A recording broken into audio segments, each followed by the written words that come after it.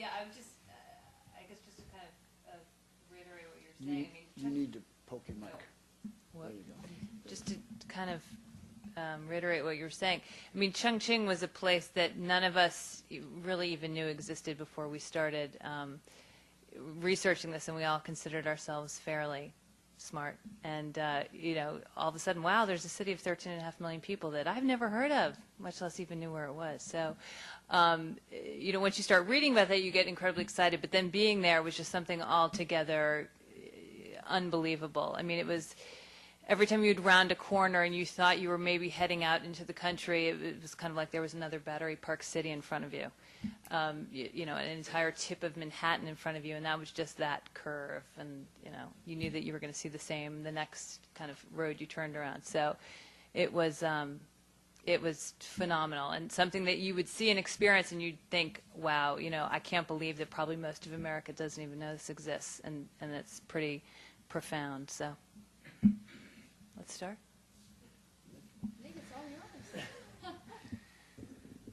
Well, I think certainly the segments that we saw this evening certainly show the power of television to be able to string together the story of the interconnections between the small city in Missouri and the new Briggs & Stratton factory in the city of Chongqing, the interrelationship between how production there fits into the overall firm development.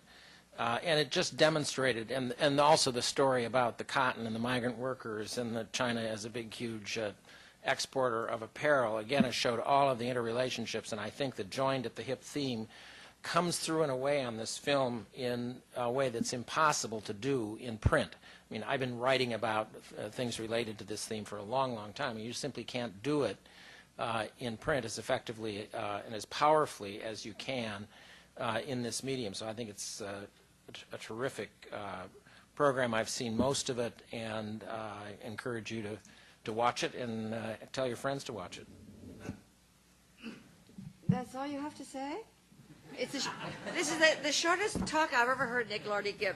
Speaking of the filming, maybe I should remind everybody that the Republic of Capitalism series will premiere on Discovery Channel on Wednesday, July the 9th at 10 p.m. and continues for the next 3 nights at 10 p.m. through Saturday, July the 12th, and you can also TiVo it. Now it's time for questions. Let me help you a little bit. Take that home with you. Give it to somebody. Just so that you understand, you saw the first, that is the interconnectedness. You saw bits of the second, which is how it's affected Chinese values in a society that is looking for new values. The third is on the automobile, the boom of automobiles, and that there are more Buicks sold in China than there are in the United States.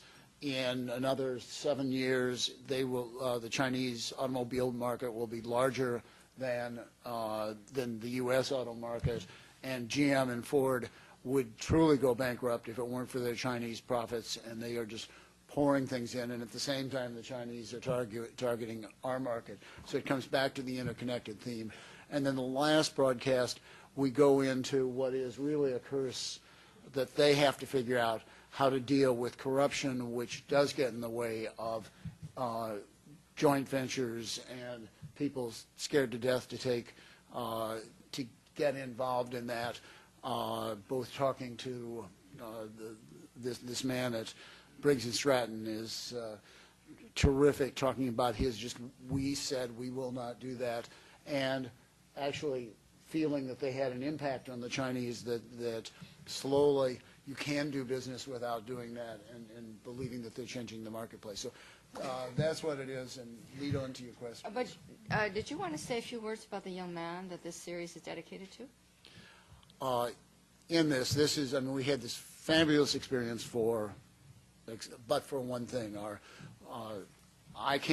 of us came in and out, but we assigned one young person who was just our brightest young associate producer, 26 years old, who had a yearning to be overseas and to do all this. John Alexander, a University of Michigan graduate, had worked with us for years since being an intern. And in December, John dropped dead in front of our eyes of heart failure caused probably by a virus, probably by a flu. Never know for sure, and we were weeks getting permission to take his body out because a young man dying instantly and all of that, and getting onto the phone and calling his parents and say your son, who was completely vigorous, has just died, was, made us say, this was John's idea. He was the one who pushed this, and we're going to make it the best thing we possibly can. And I can honestly say it's the best thing that I've ever done. So at the end of the fourth broadcast, there is a dedicated to John Alexander. Let's open it up and give the floor to you all. Yes, this lady in the front. Please introduce yourself. Frances Harden, another Columbia Journalism School graduate, as is Tom. Tom, I was struck by just seeing these portions of this, too, that you didn't come down very hard on either side. This is good, this is bad. You posed a lot of questions and opened up, a lot of issues. And in the next two segments, 3 and 4, do you come down on any side, or is it you still just leave it open like that? Did you all hear the question? I'll try to take it. The question is, we don't come in the segments you saw. We don't come down on any particular side, and do we, as we go along, come further down? No. I think what you saw is representative of what the whole thing is, that you get to meet people. I mean, the miracle of television, and I was going to always be a print person and hated television people, is that you can take people who are from a different culture and say Alan, or you'll meet the mother of the peasant girl. You can meet people in other countries, and you can write about them, and it just doesn't capture them that way. And it is really listening to people and seeing their lives. And I think, as Americans see how hard these people work and what their lives are, it's really hard to say, I'm sorry, they shouldn't be taking jobs away from us. They should just stay mired in that poverty. Nick? Well, I think it comes across in certainly on the economic dimension of this, the ambiguities, the interconnectedness, as I mentioned before, the people that lost jobs, thinking that it's displacement, but they're not. The series is not coming down hard. I think there are even more complexities that could be introduced. For example, in terms of job loss, there's a tremendous amount of job turnover in the United States, as everybody knows. And when you focus on one person who's lost a job, you get a different perspective. But most of the job loss in the United States is caused more by technology than by trade or investment and outsourcing.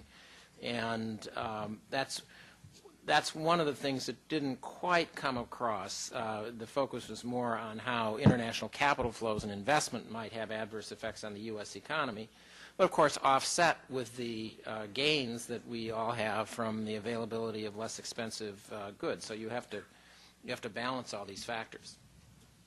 Let me just, one other point that again, this is my academic perspective.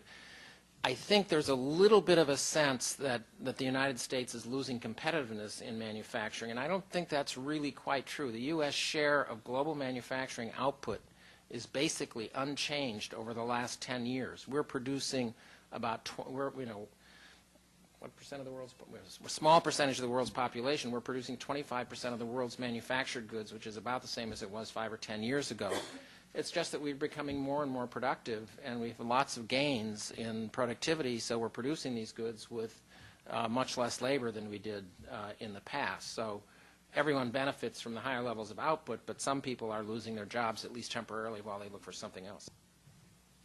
No, I mean, I think one of the reasons that we liked kind of focusing on the woman that you saw, Pam Leeser, who worked at Briggs & Stratton, is that she kind of, in one person, kind of showed the complexities of the issue. I mean, yeah, she lost her job. On the other hand, she's the one who shops at Walmart and benefits from the low prices there. And her kind of shrugging her shoulders and saying, I don't know what to quite make of that, is really what most people are saying. I don't quite know what to make of it. So, it really didn't present a way to come one side or the other because it is so kind of complex. I see another eminent economist in this room. I may have missed others, but Bert, Keidel, do you have anything to add to this?